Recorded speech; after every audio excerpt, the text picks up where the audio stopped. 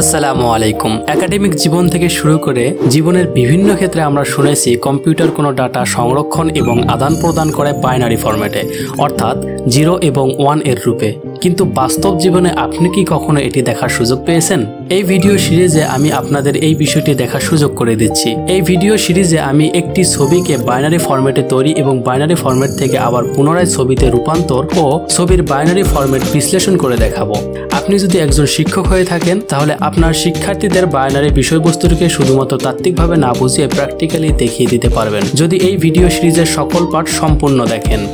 সম্পূর্ণ ভিডিও দেখার ধৈর্য থাকলে তবে শুরু করা যাক।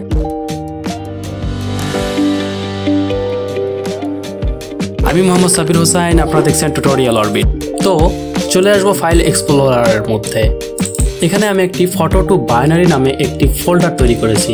উক্ত ফোল্ডারের মধ্যে শুধুমাত্র একটি ছবি রেখেছি যার নাম কিউট ক্যাট। এই ফোল্ডারে অ্যাড্রেস বার এর মধ্যে আমি টাইপ করব cmd এবং এন্টার করব। তাহলে এই ফোল্ডারের মধ্যে কমান্ড প্রম্পট ওপেন হয়ে যাবে। এরপর আপনাকে চেক করতে হবে আপনার কম্পিউটারে পাইথন কোডিং ল্যাঙ্গুয়েজটি ইনস্টল আছে কিনা। এর জন্য কমান্ড দিবেন পাইথন _version, তারপরে এন্টার। তাহলে পাইথন 3.14.0 এরকম কিছু একটি লেখা দেখানোর কথা। যদি কিছু না দেখায় তাহলে আপনার কম্পিউটারে পাইথন ইনস্টল নেই, ইনস্টল করে নিতে হবে। এর জন্য কমান্ড দিন winget install python.3, তারপরে এন্টার। তাহলে আপনার কম্পিউটারে পাইথন ইনস্টল হয়ে যাবে। অথবা ডেসক্রিপশনে দেওয়া লিঙ্ক থেকে ডাউনলোড এবং ইনস্টল করে নেবেন। পাইথন ইনস্টল আছে নিশ্চিত হবার পর কমান্ড দিন নোটপ্যাড photo to binary.py, অর্থাৎ নোটপ্যাড এর মাধ্যমে আমরা একটি পাইথন ফাইল তৈরি করছি যার নাম photo_to binary। ভয় পাবার কোনো কারণ নেই, সকল কোড ডেসক্রিপশনে পাবেন। এরপর এন্টার, তারপর ইয়েস।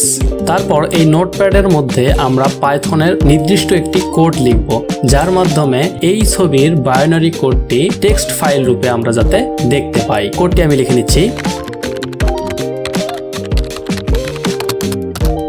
এই ভাগে cutecat.jpg অর্থাৎ এই ছবিটি ওপেন করা হচ্ছে এবং বাইনারি র ডাটা পড়া হচ্ছে।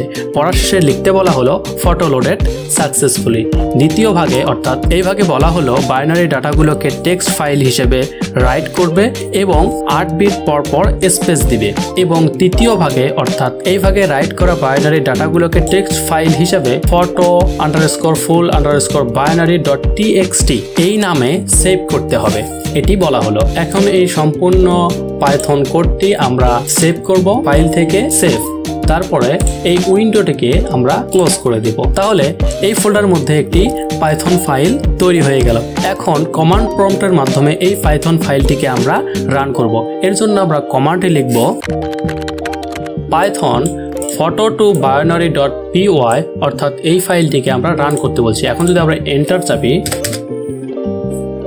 তাহলে আমাদের কোড অনুযায়ী photo_full_binary.txt এই নামে একটি ফাইল তৈরি করা হয়েছে এবং উক্ত ফাইলে এই ফটোর সকল বাইনারি ডাটা লেখা হয়ে গেছে। আমরা চাইলে এখন ডাবল ক্লিক করে এটিকে ওপেন করতে পারি অথবা এখানে আমরা সরাসরি ওপেন করতে পারি। এটি ওপেন করার জন্য আমি কমান্ড দিচ্ছি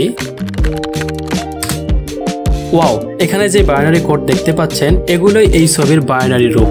চাইলে এই txt ফাইলকে আপনারা ডাবল ক্লিক করে সাধারণভাবে ওপেন করতে পারেন, তাহলে একই বাইনারি কোড দেখতে পাবেন। এই ভিডিও সিরিজের পার্ট 1 এখানে শেষ করছি। পরবর্তী পার্টে বাইনারি থেকে ডিকোড করে কিভাবে ছবিটি রিকভার করা যায় সেটি দেখাবো। পরবর্তী পার্টগুলো দেখার আমন্ত্রণ জানিয়ে বিদায় নিচ্ছি। সাবস্ক্রাইব করতে ভুলবেন না।